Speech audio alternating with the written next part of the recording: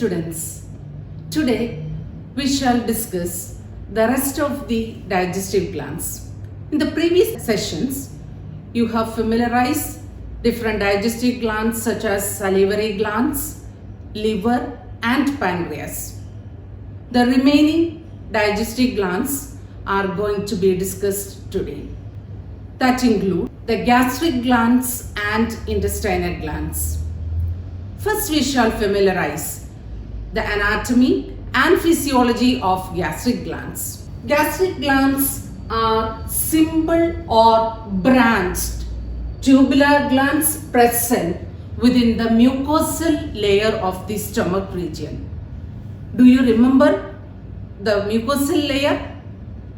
The alimentary canal from esophagus towards the rectum region are formed of 4 different layers. They are the outermost serosa layer, then the muscularis layer, submucosa and the mucosal layer. And this mucosal layer has some modifications within the stomach region. They are modified to form the gastric glands. And what is the role played by the gastric gland in digestion? That we have to discuss now. The gastric gland secretes gastric juice, and the gastric juice contains, please have a look on the diagram provided here. This represents the gastric gland. The gastric mucosa or the mucosal layer of the stomach is thrown into invaginations. Upper part of the invagination is formed of gastric pit. We can see the gastric pit here. The gastric pit is formed of various epithelial cells. These epithelial cells secretes mucus. Towards the deeper layers, the gastric gland, you can see the gastric gland towards the deeper layers. The gastric gland consists of different regions. The passage-like region known as the isthmus, then the narrow region known as the neck.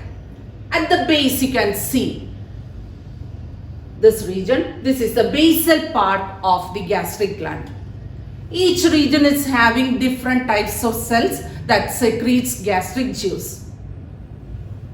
The isthmus region is mainly having the presence of the major cell, parietal cell. Then the neck region is having the presence of the goblet cell or mucous neck cells. Towards the base region, there is a presence of chief cells and endocrine cells. About the different types of cells present within the gastric gland. It is composed of 3 major types of cells. The goblet cells, also known as the mucous cells, oxyntic cells or the parietal cells, and the peptic cells, also known as the chief cells. One by one we shall familiarize. First, about the goblet cell or the mucus secreting cells. They are also, I told you, they are also known as goblet cells. From the term mucous neck cell, it is clear that they are concerned with the production of mucus. Diagram is provided here. You can see this diagram of the goblet cell. It acts as a unicellular gland. All the cell organelles are present within this single cell, and the nucleus is located at the base of the mucus secreting cell or the goblet cell. About the function of the mucus present within the gastric juice. The mucus helps in lubrication.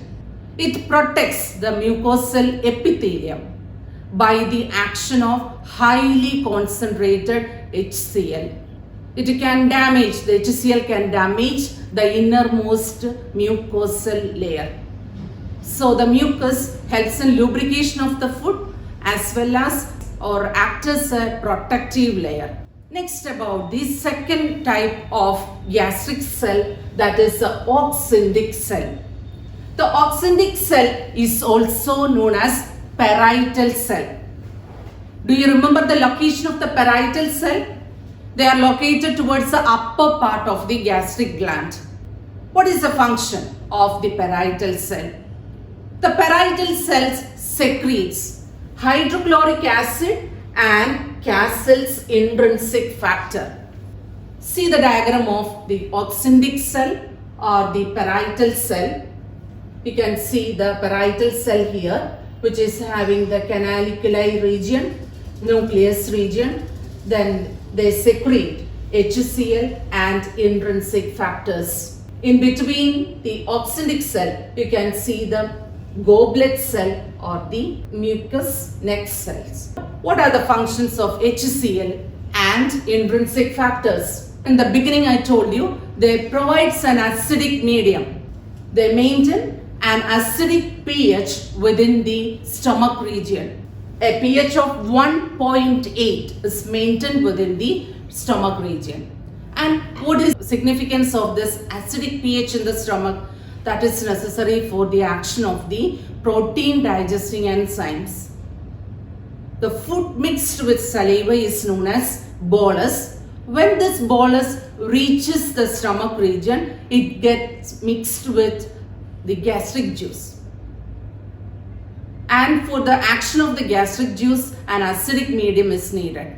And that is with the help of the hydrochloric acid. More functions. It activates the protein digesting enzymes such as prorenin and pepsinogen. You will learn about the role played by prorenin and pepsinogen later on. The acidic medium can also check the growth of disease-causing microbes within the stomach region, and they can disinfect the food because certain microbes cannot grow in a highly acidic medium.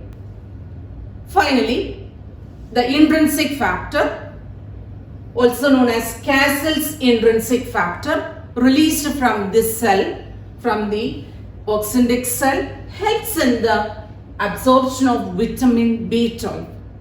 These are the functions of the HCl as well as intrinsic factors produced by oxyndic cells. Now we shall familiarize the third type of cell, that is the peptic cells.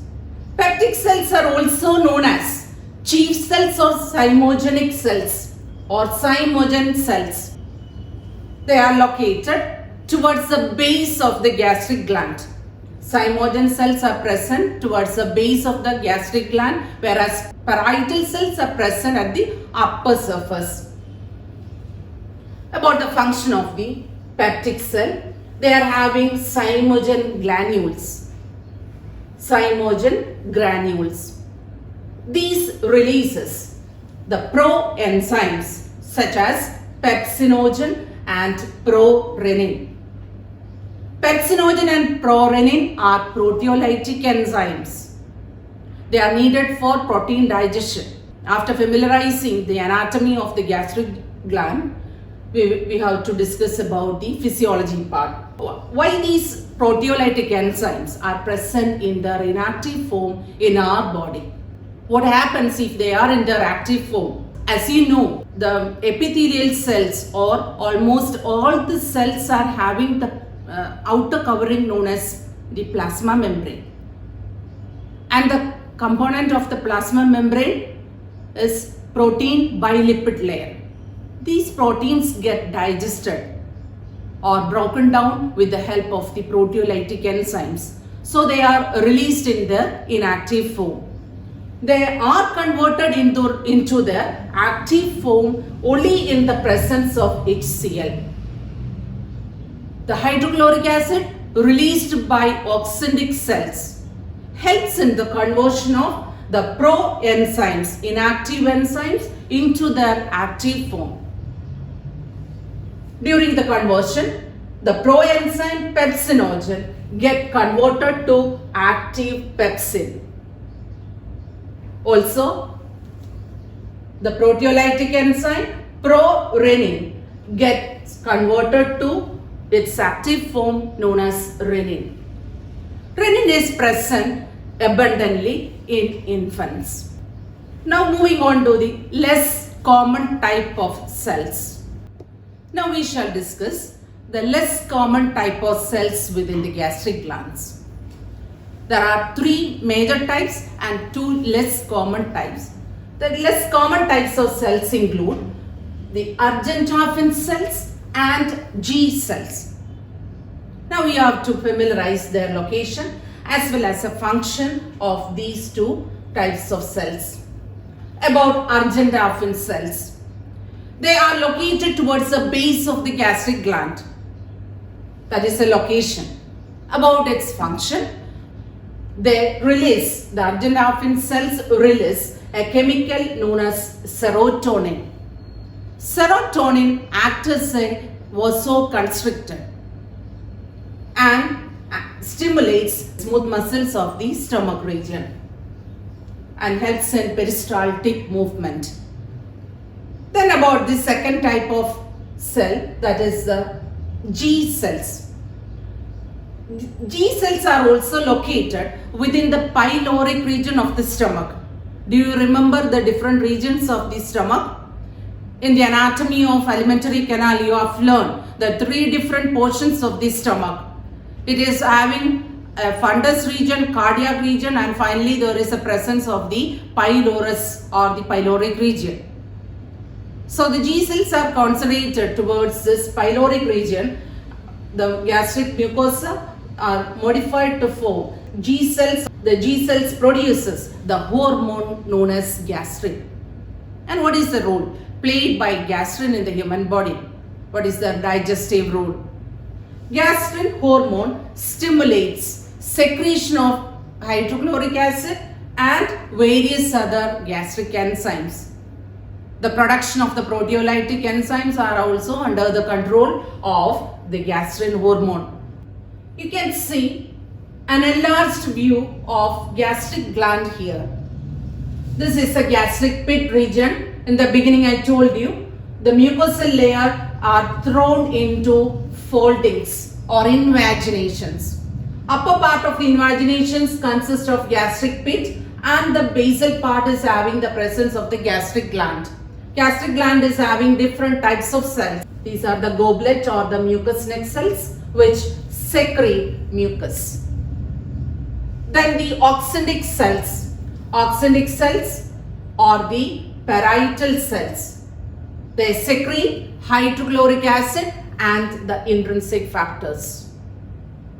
Then the third type, the peptic cells or the chief cells towards the basal region. The peptic cell secretes pepsinogen and certain amount of gastric lipase is also released. Then prorenin is also released. And the endocrine cell, which include the G cells. You can familiarize the location of the G cell. G cell here. The G cell secretes the hormone gastrin. Now let's try to label the different cells within the gastric gland. This is a gastric pit region. What are these cells known as? They are the epithelial cells, columnar epithelial cells. Now let's try to label the different regions of the gastric gland. The upper portion, which constitutes the gastric pit region, it is formed of columnar epithelial cells. Now the gastric gland region, tubular gland-like portion.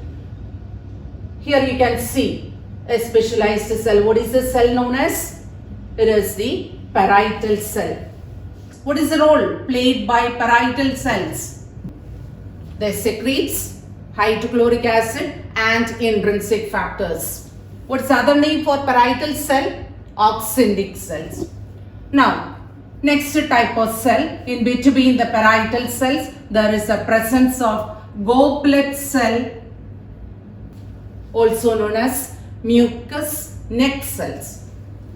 Then, the next type of cell, that is the chief cells or peptic cells. What is the function of a peptic cell? They help in the secretion of the proteolytic enzymes such as pepsinogen, prorenin. Towards the basal part, you can see various endocrine cells that include the gastric cells or G cells.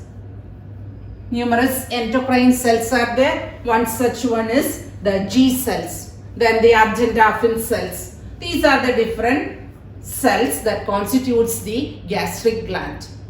Now let's familiarize the last type of digestive gland, that is the intestinal glands. From the name itself, it's very clear that they are located within the intestinal region.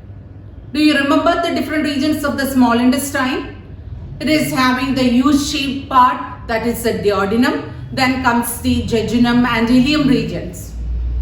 And the process of digestion occurs within the small intestine, and more specifically, almost all the digestive enzymes are acting on the food within the duodenum region. Jejunum and ileum, they are concerned with the absorptive processes. So focusing on the intestinal glands, which are concentrated more within the small duodenum region of the small intestine. See the structure of an intestinal gland. The intestinal mucosa is having the presence of intestinal mucosal epithelium.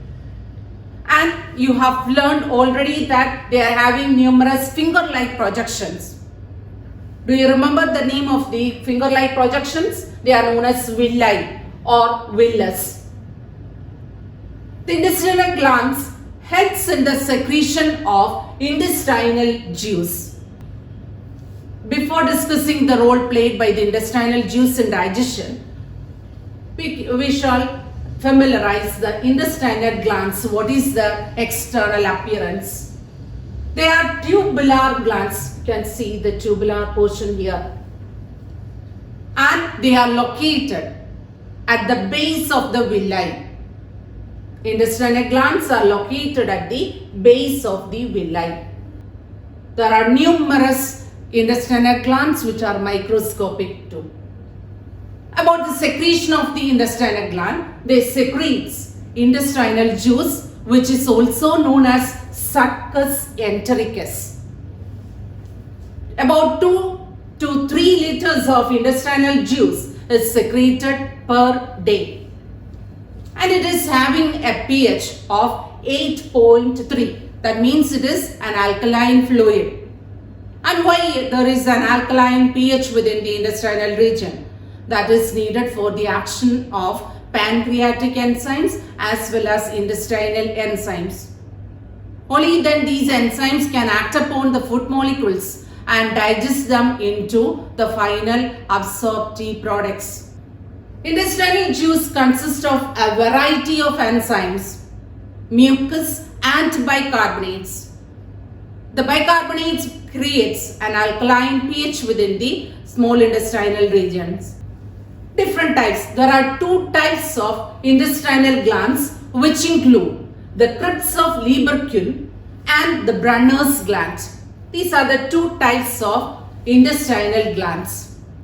We will try to learn about the 2 types of intestinal glands. First, about the crypts of Lieberkühn. The intestinal mucosa, they form epithelial pits. These epithelial pits are known as crypts of Lieberkühn. The crypts of Lieberkühn are again formed of different types of cells. These cells secrete various enzymes and mucus, and they are present throughout the small intestinal region. Have a look on the picture here. You can see the villi, which is having the arteries and veins and the central lacteal blood vessel. All these things you have learned earlier within the histology of the alimentary canal. And see the pit here. This is the crypts of Lieberkühn. The crypts of Lieberkühn are formed of different types of cells. The cells include mainly Paneth cells and Argentafin cells. Towards the villi region, there are various enterocytes too. Enterocytes are concerned with the process of absorption. They help in absorbing molecules, whereas the Paneth cell as well as the Argentafin cell helps in the process of digestion. The Paneth cells secretes the enzyme known as lysozyme. The lysozyme enzyme is an antibacterial enzyme, and the argentafin cells, they produce the vasoconstrictor known as the serotonin. Hope it's clear about the two different cells within the crypts of Lieberkühn, Paneth cell and the argentafin cell. Now about the Brunner's gland. Brunner's glands are branched tubular glands confined to the duodenum part of the intestine, small intestine. That is the first part of the small intestine. And this Brunner's gland secretes an alkaline, watery fluid which contains different types of enzymes as well as mucus. Can you see the location of the Brunner's gland? You can see the Brunner's gland here, and the ducts opens to the crypts of Lieberkühn. These are the villi. In between villi, you can see the presence of the intestinal glands, the spit known as the crypts of Lieberkühn, and within the submucosal layer, there is a presence of Brunner's gland. And the ducts of the Brunner's gland opens to the crypts of Lieberkühn. These Brunner's gland secretes a mucus-rich alkaline fluid, and these mucus are needed for lubricating the intestinal region. By this, we have finished the anatomy and the physiological aspects of the digestive glands. We shall have a quick recap on what we have learned today. We have discussed the two different digestive glands, gastric glands and the intestinal glands. Gastric glands are the modification of the gastric mucosa. They are in turn formed of different types of cells. Three major types of cells and less common type of cells. The major cells include the mucous neck cells, parietal cells and the peptic cells. The less common types of cells include the argentafin cells and the G cells. Also try to recall the gastric juice, which is having the different components of the cells. Parietal cells secrete HCl and intrinsic factor. Goblet cells secretes mucus. Peptic cells secretes the proteolytic enzymes, whereas argentafin secretes the serotonin and the G cells produces gastrin hormone. Together constitutes the gastric juice, which helps in the process of digestion. About the intestinal glands, there are two types of intestinal glands within the small intestinal region. They are the crypts of Lieberkühn and the Brunner's gland. The secretion of these two glands are collectively known as the succus entericus, which is an alkaline fluid. And these alkaline pH is maintained for the action of the various proteolytic enzymes. There are different carbohydrate digesting enzymes, protein digesting enzymes, lipases, nucleases, etc. About its digestive role, you will learn in the next session. Thank you. See you later.